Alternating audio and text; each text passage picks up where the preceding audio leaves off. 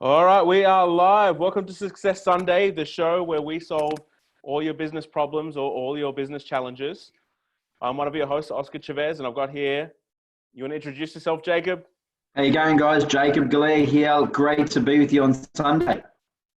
And we are so excited to host you today because, as you know, Sunday is the place where you create your trajectory for the week. We make sure that we set up our Sundays so that the rest of the week is successful. And I've been thinking this week, Jacob, about how often it is we get distracted and how often it is we allow other people to control our agenda. And one of those things is like phone calls. I'm a big believer, Jacob, that my email account and my phone is everyone else's agenda. So sometimes I'm a little bit selfish. I don't know about you, Jacob. Do you have the same philosophy or do you do it differently? Yeah, no, I love that. I think if you're going to be successful, you got to have purpose, and purpose is really important to control your diary. And I've found a magical button on my phone called flight mode that when I'm in the middle of things, I press and then get back to things as soon as it's back to reality. And it's an important button because so many people, Oscar, are defocused in the world and just respond to things that pop up every 2 minutes. What did it do for your life when you started discovering flight mode? Look, I think for me, it enabled me to focus deeper on what I was working on. So if I'm in the middle of a brand campaign for someone, or I'm in the middle of a document for someone, or I'm doing something for my business, I don't really want to be disturbed. So what it enabled me to do was to really finish what I was doing with complete focus and do it properly, because what was happening before was in the middle of a document and something would pop up, I'd have a look at it, then the phone would go bing, then an email would go in, I'll just check that. I was waiting on an urgent contract there. So it took my focus away from what I was doing. So by hitting that flight mode, Oscar, I'm enabled just to be right in the moment. Yeah, Jacob, I fully agree with you there. I mean, on my plate at any number of, any given time, I've got literally 500 to 1,000 things on, right? I mean, any moment of distraction for me costs me a lot because it's not like I just get distracted and then I go back to what I was doing. Sometimes it's like, what was I even doing? Like everything's like, I've got so many tabs open, I've got so many projects on that when I get distracted, it's like, how do I get back to where it was? And then a couple of days later, I'll find something that I've missed. And so being hyper vigilant in reducing the amount of distractions that I get to increase my level of focus has been Yeah. awesome for my productivity. And if I can be more productive, it means I can get more done in a day. And if I can get more done in a day, then it means the more income I'm going to produce. And again, at the end of the day, we all want to produce income to look after our families, right? We don't want to go backwards, especially during these times of coronavirus when businesses are going backwards so rapidly and they're allowing those distractions to get on top of them. Like the prime minister will go live on, and then we're tuning into his agenda. Don't worry about his agenda. What's your agenda? What's on your plate at the moment? What projects have you got going on that you got to kind of push out, right? So for me, you're right, man. I don't do airplane mode in particular. I do not disturb, or I do my phone face down. But I'm Yeah. going to start using that one so that stuff actually stops coming in. It does, yeah, and I think that's better because if you can stop it from coming in and then get back to it in a time when you can give it your full attention, you can really focus on the task at hand, Oscar. Okay, I'm going to do that this week. That's going to be my little challenge for this week because Done. there's always ways to grow, right? It's always Absolutely. about learning, right? You've been learning a lot more this week. Jacob, tell us about that. Yeah, Oscar, I've had an amazing week. We were discussing just off air. I've just dived into studying deep. So I'm working with a new mentor at the moment out of New York City, and I'm deeply doing one of his master classes. So it's been a week for me of deep content, learning, reading books, and I've been doing the R's I was telling you. I've been running, I've been reading, and I've been resting. So hopefully I come out being rewarded is the one we want out of the 3 R's. I love how you put it like that. Rested. What were the four? Rested, So rewarded. reading. So what you do is you do your reading, Yeah. you do your resting, Yeah. and then you get rewarded. Yeah. Absolutely. I feel that one of the things that's lacking with people. I mean, high performance is not for everyone. High performance is very difficult, and it's a topic that I'm obsessed with. But a huge element of elite performance, like if you want to perform at the highest levels, recovery is just so important. It's something that we don't talk about enough because, if you look to the internet world, it's all about the grind, and the hustle. Now I'm all about balance, right? It's about making sure that you do have, when you're active, you are hyperactive, you're on fire, you're getting stuff done, you're hyper focused. But then when you're resting, man, you got to rest. Otherwise, Absolutely. what happens to your mindset if you don't rest properly, Jacob? Well, I think, being a mindset coach, Oscar, you raise a really important point. Think about a tired mind. Like if your mindset's tired, you can't take in as much data. You can't think as innovative.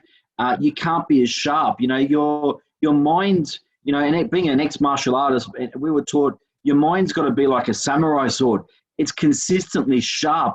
The minute that samurai sword is blunt, and you've got things coming your way, that sword's useless. You might as well throw it in the bin. So we've always been taught to keep our samurai sword, being our mind, as sharp as a razor, so it can cut through paper at any time. And the importance of having a sharp mind is critical in business and is in success, Oscar. Yeah, absolutely. I fully agree with that. I've kind of just lost your audio a little bit, but I can see that you've stopped talking. Can you hear me, by the way? Yeah, perfect. Nod your head. Yeah, you can hear me. Perfect. Okay, cool. Yeah. I fully agree with the samurai concept, right? And the sword. Once I started, I learned, I think it was in the book, either Think and Grow Rich, or it was in the 7 Habits of Highly Effective People. And what they were talking about was, not people focus on the production. They focus on the thing that they can produce so much. So me, for instance, I produce espresso at home. I have a commercial grade espresso machine. I love just being in tune with my tools. But what was happening was my machine was starting to leak. And I thought, you know what? I can put that off. I can put that off. I can put that off. And my machine was leaking. Finally, I took it into the repair center last week. And the guy's like, mate, this machine's been rusting for so long, and it has been leaking for so long, and now there's rust everywhere. And it was impacting my ability to make espresso, right? Because the pressure was being leaked out of the espresso machine. And so what happened was I got used to a lower performance output because I wasn't looking after the production capability. So like what you said, I was fighting with a blunt samurai sword. And sometimes you get used to fighting with a blunt samurai sword, that then becomes your norm, becomes your normal state of being, because you get used to it. You form new habit patterns that associate with performing with a blunt sword or with a blunt tool. And so many people think about the output all the time. They think about the output so much, and they forget about their ability to continue to produce that output. And entrepreneurial burnout and executive burnout is a real thing. Absolutely. It is a real thing. Like there are so many burnt out entrepreneurs that kind of just give up, and they're like, you know what, it's not worth it. A lot of executives that burn out and go, you know what, it's not worth it. I'm going to go into the wilderness for 6 months. I'm going to figure my life out, because they didn't take the time to rest. Do you agree with that? Like, is there something there that you can add to that? Yeah, look, I totally agree with that. I think of it, again, in a martial arts term. Think about a tired fighter.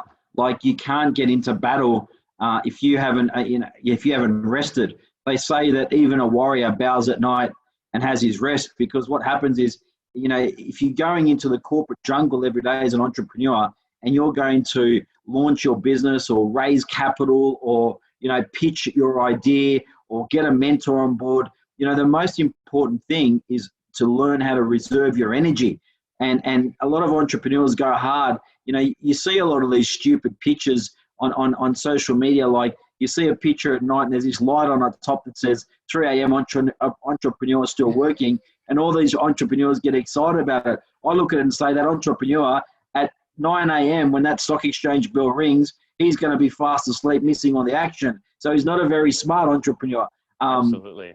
And I think again, if you look at Sun Tzu's Art of War, which I study in depth, you look at the saving of energy as a warrior, and you've got to know where to put your energy and how to use your energy. So when I work with my clients one-on-one, Oscar, one thing that we do in the first 2 or 3 sessions is look at whether they're a morning person or a night person. We have a look at their highest level of energy output, and then that's when, so for example, if you're an afternoon person and you perform better, say between 2 p.m. and 4 p.m., that's your deal time, right? So you go and do your deals then. You don't go and do them if you're not a morning person. You don't go and do them in the morning. So some people don't even understand their own operating rhythm around energy.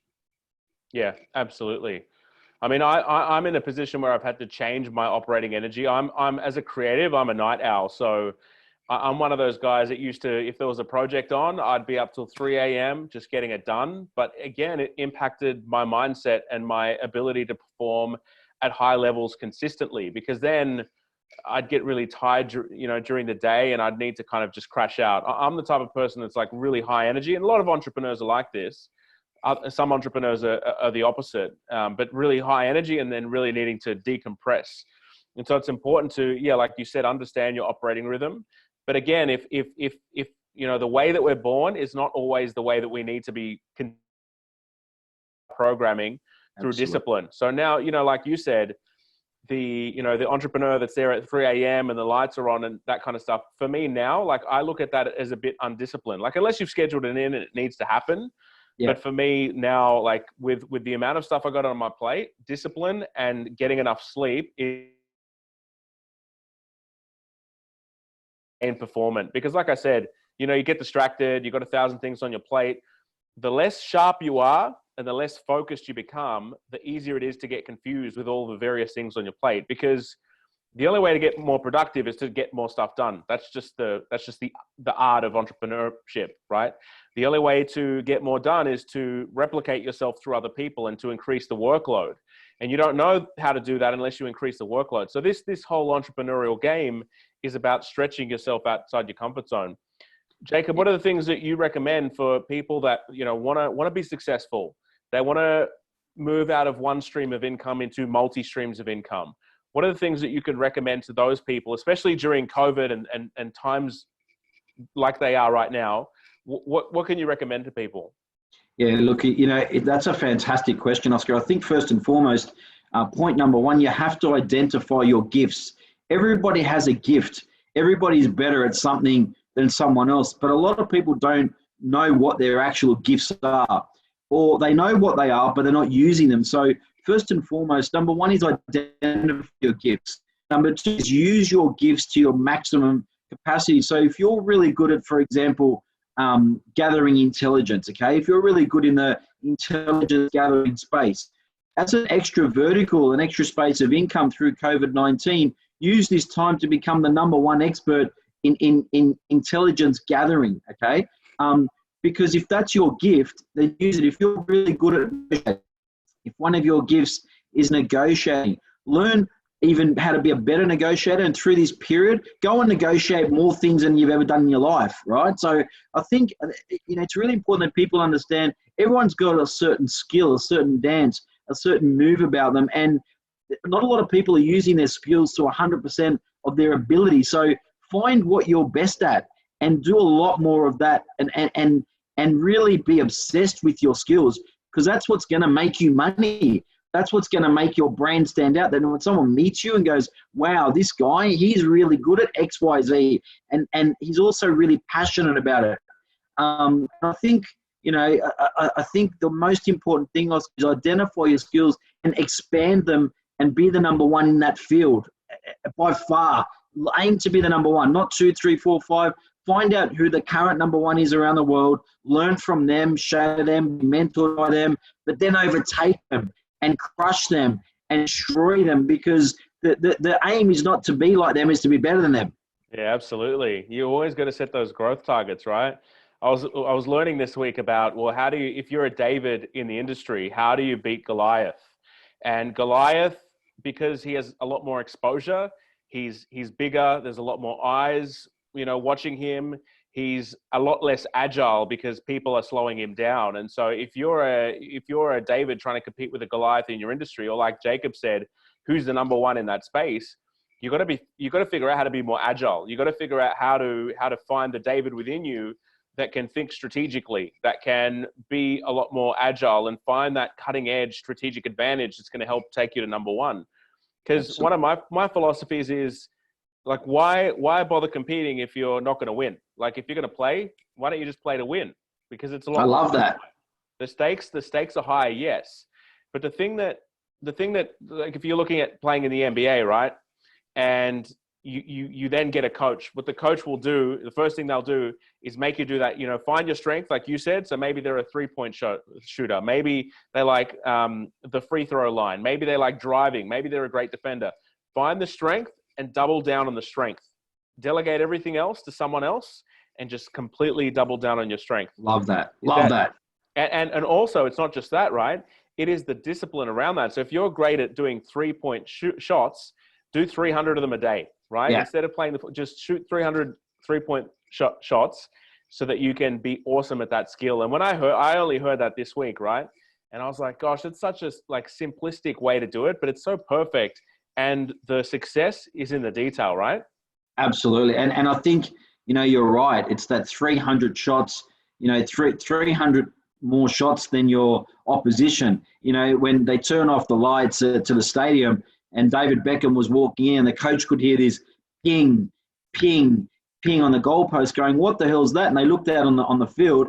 David Beckham wasn't the most talented soccer player, but he worked the hardest. He was there on the field kicking the goals and hitting the post as accuracy after training to become the best. He was working harder than everybody else, and that's what it takes. And a lot of people aren't using the best of their attitude and the best of their skills to be number one. And I love what you said. I don't play to compete. I play to win. I don't want to play the game. I want to change the game. And that's what it's about. If I can't change the game, I'm gonna go and change industries because I have to change it because I don't want to. There's too many players in the game. We don't want to play. We want to teach people how to change the game because it's one thing to get to the top, Oscar, but it's another thing to stay at the top. Yeah, absolutely. So what would you say, Jacob, to a business owner that is starting to feel old, right? Because age starts. I know when I turned 30, I started to feel a little bit more tired and I have to, offset that with more exercise, right? And the older I get, again, potential for injury and potential for, that's just age, right? That's the nature of age. So what would you say to someone that's getting older and that feels that their time is done, that their best days are in the past? They feel that perhaps they don't want to go to number one. They kind of want to sit back and see what happens. What would your advice be to people like that? Look, I think, and you raise an interesting point. I think it's not in everybody. It's not built in everybody to be number one. Being number one is quite an aggressive shark tactic and quite an aggressive warrior tactic. That it's not. Let's face it. It's not for everybody, and that's okay. I think if in the narrative that you describe, I think that the main thing is that if someone's a bit older, that they use their wisdom and they don't get complacent. The killer is complacency, right? It's the Groundhog Day of complacency and always doing what you've always done and always get what you've always got. For me, if you look at someone like Colonel Sanders that launched KFC at 65 years old, I think for me, someone that's a little bit older should have a lot more wisdom and a lot more experience. And that grey hair, in those grey hairs are intelligence. And I think what they should be doing is using that intelligence to really build a legacy now and think about, okay, well, I'm okay where I am, I'm happy where I am, but maybe they need to build something for the next generation. Maybe they need to thinking beyond them now, because if they've stopped and said, I'm okay where I am, how about building something for the next generation? How about being a mentor to some younger people? How about helping people underneath them become the best that they want to do? So for me, it's the heart that gives is the heart that gathers. As long as they keep giving, they're going to keep growing. Yeah, I love that. I think there's this shift that a lot of people will want to make, and it's the point where you shift from success to significance, because for a very long time, the drive is success, right? You want to feel successful. You want to earn a certain amount of income. You want to tick all those goals, but eventually you kind of realize that those goals aren't enough to get you to the next level. They're not enough to sustain your level of joy, because we do want to continue to grow, because material things can only fulfill us so much, right? And sometimes it is a material drive that we have, when we're younger or whatever it is, or immature, it is just for material things. But as we get older, we want to pivot to significance. And I feel that that's where a lot of people break down, because the systems that got them to where they, because everything's built on a system, right? We live in a financial system. You have your business is a system, your body is a system. It's all this ecosystem, right? And we leverage these belief systems and beliefs about ourselves to get us to a certain point. But those belief systems need to change if we're going to move to significance. And everything that we have done to get to that point needs to change. I'll give you an example.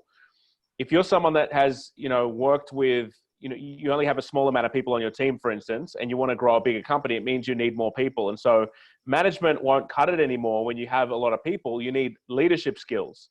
And you have to change everything about yourself in order to become a leader. But I believe it is so important to constantly reinvent yourself, because we never know what's going to happen. Just like we're looking at the times now, COVID-19, there's certain economies and certain individuals that aren't, that don't have multiple streams of income, or that have their business opportunities baked into industries that have been collapsing due to COVID-19. So for me, it's kind of like, well, we're alive for a lot longer. Like, health is great these days. Like, science is very good to allow us to live a very long time. In the olden days, we would only live to like 40 and 50 because hygiene wasn't so good and we didn't understand as much about science. But now we're living so much longer. And so the opportunity for us to live through a global economic meltdown is much higher. The chances for us to live through something catastrophic, or for a whole industry to be wiped out, for instance, like what's happening now, is very high. So I've been thinking about this for the last 5 years. It's like, I've got to prepare myself for another economic meltdown, because otherwise I'm going to end up in a place that I don't want to be. And I think for me, that's something that people need to be aware of. It's like, let's not put all our eggs in one basket. Let's hedge, let's diversify, let's do a few different things to make sure that we're always going to be okay. Yeah, I love that, because in marketing, for years we've talked about omni-channel solutions, and it's about spreading your risk. So we were teaching people years ago to advertise in print, on radio, on TV, on social media, so that they are diversified and they've got an omni-channel solution. I think you said some beautiful words that I want to bring to the surface, which is the reinvention of oneself. I think you have to constantly be reinventing yourself into a better version of you every single week, every single month. One thing that I'm always trying to do, especially on a branding social media perspective, is continually reinvent who I am. And, just this week, someone reached out to me who's a billionaire, and he's reached out to me because of the look and feel of my brand. And if I look back 2 years ago, a year and a half ago, my brand wasn't like that. So I've had to reinvent myself to take it to a level to get seen by a billionaire, which is a pretty good thing in a world of 7 billion people. So I think for me, Oscar, the main question is, what is our audience doing to reinvent themselves? And I think Success Sundays is a great time to think about your week ahead, and how am I going to reinvent what I do this week in the boardroom, on the battlefield, as an entrepreneur. What am I going to do, and how am I going to reinvent what I do? Because if you're constantly reinventing and re-engineering something, you're constantly making it better. And if you just become a little bit better every day, at the end of the year, you're going to be 365 times better. And that's why I call it the reinvention process. So constantly reinvent who you are. Never get stable. Never, like gyms are closed at the moment. I was used to doing, really heavy weights. I love the pump. I love going to a gym. Gyms are closed now. I'm reinventing my body now. I'm getting slimmer. I'm running faster. I'm doing stair climbs. I'm doing dips on bench chairs that I never used to do. It's a reinvention of my exercise program. Like, I'm thinking now, even when gyms are open again, I'm probably going to keep running upstairs now. I'm really enjoying that reinvention. But in a year's time, I'm probably going to hate stairs and want to reinvent that and do something different. And that's okay. But just engineer your reinvention every single week. Yeah, absolutely. I fully agree with that. It's always looking for opportunities for optimal performance. That's what I find. I mean, I canceled my gym membership about a year ago, roughly, and I'm 6 days a week without fail. I'm exercising here at home. So I bought a cross trainer. I've got a whole weights kit here because of productivity, right? Like driving to the gym was taking me 10 minutes. I thought, you know what, 10 minutes there, 10 minutes back. That's 20 minutes. I need that 20 minutes. I got to be productive in that 20 minutes. I got to be on my mission. I got to be on my goals. Nobody's going to do it for you, Jacob. Like that's Absolutely. that's the truth about it. Like if we want to be successful and we want to control our own destiny in spite of what's happening in the economy, we've got to just have that attitude that says, you know what, if it's, it's up to me. That's what it is. I was going to say that saying that everyone says, if it's meant to be, it's up to me. And like we said, last week, you without a plan, you plan to fail. And I love those small types of philosophies because it helps you get your mindset right. For me, it's kind of like the mindset is so important because it's like the jigsaw puzzle, which helps you navigate the world. It helps you navigate really difficult problems. And I find that mindset is just so important. For you, Jacob, what's the key to mindset? What does mindset really mean? So I think for me, it's knowledge.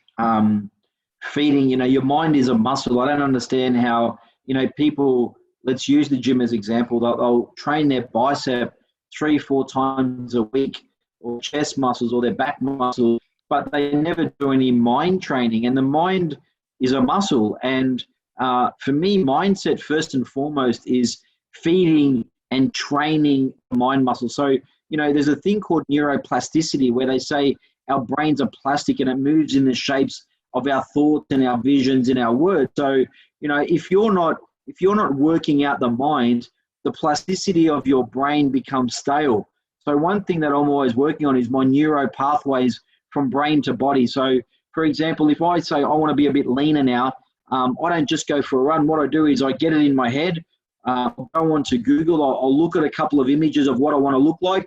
I will put that file in my subconscious mind like a program, and I will run specifically with that image in my mind, hoping that my body will, knowing that my body will, it will respond to what my mind's sending it. So there's this relationship between mind and body. And I think a lot of people are not using that relationship and that marriage between mind and body to its ultimate power. And to me, that's what mindset is.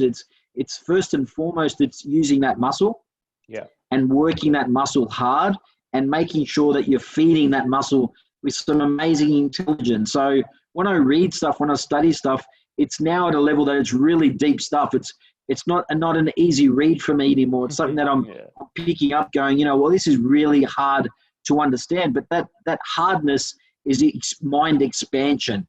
And then I want to send that information on my neuro pathway from mind to body so that I can take the appropriate actions of what I put in my mind. So I think that's a great way for the listeners on this amazing Success Sundays to start with, is to work on the marriage between mind and body, and to not just have this really fit body and this muscle in between their mind that is underworked. Because if I had a choice, the first and foremost muscle that I'm going to work out more than anything every day is my mind, because my body's reacting to my mind. So if my mind muscle's really strong and fit, my body's going to want to be fit too. If my mind's really lazy and I want to sit there and watch The Simpsons and eat Twisties and drink beer, my body's going to react to my mind as well, right? So I think, first and foremost, you've got to pay respect, and you got to bow down, and you got to serve your most powerful guru, which is your mind. Yeah, absolutely. I know it is taming the stallion. Our body is really a stallion that is unpredictable. In a way, it's unpredictable, but in another way, a lot of our daily routine is just subconscious programming. So it's almost like 90% of our day is just spent habitually. They're just the patterns that have been formed in the past. And so it's important to really get that mind-body relationship right. Like you said, tame the stallion, because your body, like even if you sit down for a meditation, a minute later, you'll be thinking, oh, I've got to send that proposal. I've got to go do this negotiation. Or I've got to talk to this person about this opportunity. And your mind can be quite undisciplined. So you've got to go through the process of not just disciplining your body, but also disciplining your mind to create intention when you think. Because if you can create more intention when you think, you can be more strategic. And if you can be more strategic, then you're going to understand the direction your life's taking. And without a direction, people will just float. They'll never get to the goals that they want to get to. They'll, 10 years later will pass and they'll have all these wishes and dreams that they wish they could have accomplished, but never found the discipline to do. And the other thing, like, I love what you said there, the mind body, the way that I refer to it is brain and heart coherence, because one of the worst things you can do is make decisions emotionally. Right, is to be so connected to your emotions viscerally that you're starting to make bad decisions all the time. Well, that employee upsets you, or this person didn't do what they say they were going to do, and so now I'm upset, and now I'm going to react to you upset, and they're going to react to me and be upset emotionally as well. It just creates this like whirlwind or this hurricane of drama in your life that you don't need.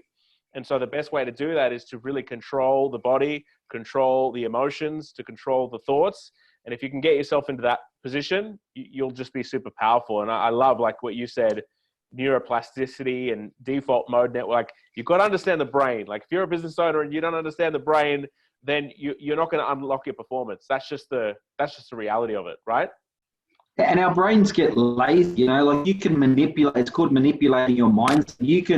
You can wake up the warrior within. You can manipulate your mindset to break its lazy habits, to the thing about the mind, it's like a computer system. It's programmed from what you've put into it. So the good thing about it, if you don't like the script that's running through you, if you don't like the program that's running through you, you can change the matrix. You can hack the system. You can put a new code in it. You can do so much to not have to live with the code that you've been given. But so many people think, oh, that's genetically coded in me. Well, yeah, but you know what? It may be, but you can break that code. You can reprogram that code. If I was to run with my genetic code where I grew up in Fairfield and most guys I went to school with are in jail or dead, it's like if I was running that genetic code, I'd be in that space. But somewhere along my life where I met a mentor and I changed my life, what happened was that I started to take control of the script, the matrix within, and I wanted to change that code. And I think too many people don't have the belief system that it can be changed. Like, you can change the script. You can change your blueprint at any given time. And it's like an artist. If you're an artist and you're painting, your life is the masterpiece that you're painting. But you know what? If today, at whatever age you are, you don't like your life, turn over that flip chart and paint a new tomorrow and script a new tomorrow. Don't settle for second best, because you're the coder, you're the programmer, you're the director of your own movie. Direct it and code it to exactly how you want it to play out. And it really is blue pill or red pill. It's like, which way do you want to go? Because, you can turn up tomorrow and say, I've had enough of this. I'm going to hit the bottle. I'm going to hit the drugs. It's all too hard. I'm going to line up in Centrelink and I'm just going to hope for the best. Or you can sit down, you can get a great mentoring group. You can work in Success Sundays. You can do some matrix changing, some shape shifting, some blueprint re-engineering, and you can decide, what I'm going to do is I'm going to take this opportunity and I'm going to reinvent who I am. I'm going to re-engineer my code. I'm going to make sure that there's no viruses running through my code and my script, and I'm going to infuse it with the most powerful of energy that's ever created, and watch what I do, and make your next 10 years the best 10 years that you've ever existed in, ever. Yeah, I love that, man. There's so many great pieces of wisdom. There's lots of gold in there. We could talk about this topic I'm realizing now that we've gone just a little bit over time. We could literally talk about this concept for hours, because there is so much there to explore about, like what you said, how do people re-engineer themselves? How do people rediscover themselves? How do people reconnect to the fire within them? So if you're watching this, let us know in the comments what you would like us to cover, because again, we're here to solve your business problems, whatever they may be. But both Jacob and I, we're obsessed with high performance, and we're obsessed with creating success for people, because success can be enjoyed by everyone, no matter where you are, no matter what your cultural background, no matter what suburb you grew up in, no matter what you went through as a child. You can create success if you have the right mindset for it. So Jacob, if people want to reach out to you, what is it that you do and how can they reach out to you? Oh, look, for me, it's really simple. My website's probably the best way to get me, which is just jacobgalea.com, or on Instagram, Jacob Galea Official, or through Oscar. Go on Success Sundays, go on Facebook, Jacob Galea, reach out to us. Oscar and I are doing this every Sunday. We've got some exciting stuff happening. We're going to give you a platform to be able to share once COVID-19's over and we can go back to doing events and masterclasses. Oscar and I are going to run a group where you can come in and get reprogrammed through our 12-hour immersion system from 8 a.m. to 8 p.m. We're going to help you reprogram you. So I think, first and foremost, keep watching, keep engaging with us. Once all this is over, we're going to bring you such a new amazing system to reprogram who you are. Absolutely. And it's all about the system, right, Jacob? It is all about the system. It really is. And so for me, I help people become successful, and I can also help people get quality clients with Growthly Marketing. So that's how you can reach out to us at growthlymarketing.com. And thank you so much for tuning in this Success Sunday. And we cannot wait to host you next week. Let us know what questions you have and we can cover them. Thank you everyone for watching. Awesome. Thanks. Let's keep going. I'm all pumped up now, Oscar. Yeah.